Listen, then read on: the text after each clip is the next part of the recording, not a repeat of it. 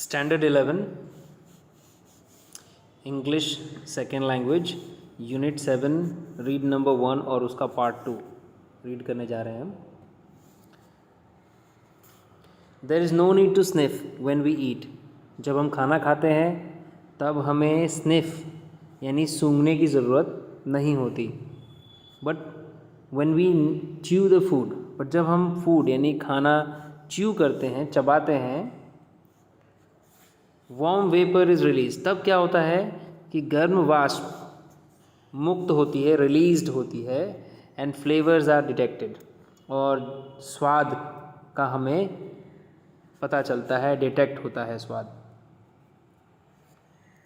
The higher the temperature of a substance, substance का यानी कि जो खाना हम खा रहे हैं उसका टेम्परेचर यानी ताप जितना हायर होगा, जितना अधिक होगा, the more molecules are of given off, उतने ही मॉलिक्यूल्स का मतलब स्मॉल या माइन्यूट या टाइनी पार्टिकल्स, उतने ही जो कण हैं, मॉलिक्यूल्स हैं, वो मुक्त होंगे। गिवन ऑफ का मतलब भी रिलीज होना यानी मुक्त होना।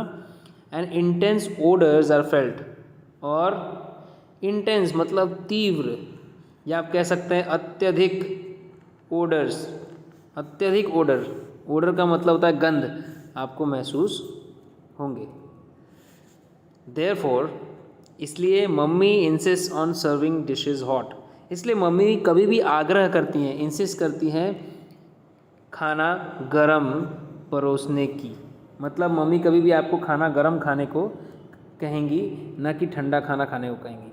अगर खाना ठंडा हो जाता है, कहने का मतलब कुछ देर हो जाता है, तो उसे हल्का गरम कर लेना चाहिए, ठीक है, तो उससे स्वाद का अधिक पता चलता है। अब ये पैराग्राफ और भी इम्पोर्टेंट है क्योंकि इसमें अलग अलग तरह के स्मेल की बात की गई है, जैसे इथीरियल है, एरोमेटिक है, फ्रेग्रेंट है, एम्ब्रोशियल है, गार्लिक, बर्निंग, गाउटी, फेटिड, इस तरह के कुछ स्मेल्स का क्लासिफिकेशन आपको मिलेगा देखने को। देखते हैं और क्या है स्टार्टिंग से। The sense of smell is far more complex than the sense of taste. दो चीज़ है, सेंस ऑफ टेस्ट, ठीक है, और सेंस ऑफ स्मेल। मतलब सेंस ऑफ स्मेल का मतलब होता है कि सूंघने की समझ, और सेंस ऑफ टेस्ट का मतलब है स्वाद लेने की समझ या स्वाद को पहचानना। इन दोनों में क्या डिफरेंस है? ये जो सेंस ऑफ स्मेल है ये सेंस ऑफ टेस्ट से फार मोर कॉम्प्लेक्स है और अधिक जटिल है, उसको समझना बहुत ही मुश्किल है। It is almost impossible to prepare a table of objects and their standard smells. ये बहुत ही, या ऑलमोस्ट आप कह सकते हैं लगभग ये असंभव है कि हम टेबल यानी तालिका तैयार करें किसी वस्तु, बहुत सारे वस्तुओं को लेकर, एक वस्तु, दूसरी वस्तु, तीसरी वस्तु, और उनके स्मेल बताएं कि भाई इसका स्मेल ऐसा है, इसका स्मेल वैसा है, जो भी है। तो एक टेबल तैयार करना अलग अलग ऑब्जेक्ट्स को लेकर उनके स्टैंडर्ड स्मेल के साथ, मतलब स्टैंडर्ड का मतलब है कि उनके जो मानक स्मेल हैं, एक स्मेल निश्चित कर जाता है कि भाई इस तरह की वस्तु है तो इसकी यही स्मेल है, उसको एक नाम दे दिया जाए। तो ऐसा बहुत ही मुश्किल है। क्यों ऐसा मुश्किल है?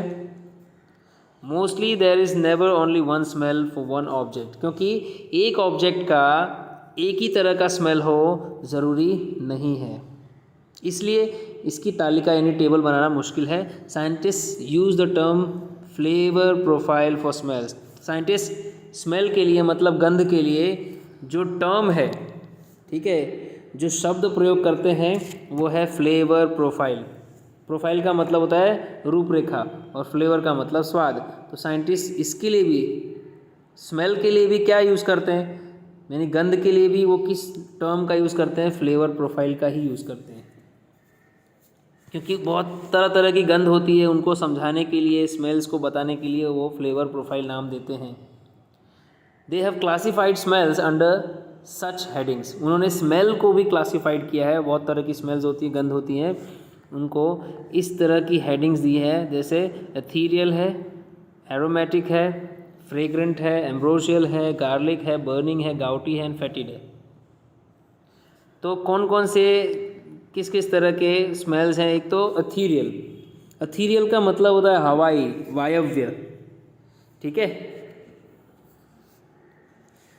ये इस तरह की स्मेल आपको बाहर खुले वातावरण में मिलती है, जो कि ज़्यादातर हवा से रिलेटेड है, वायव्य। एक है एरोमेटिक। एरोमेटिक का मतलब खुशबूदार।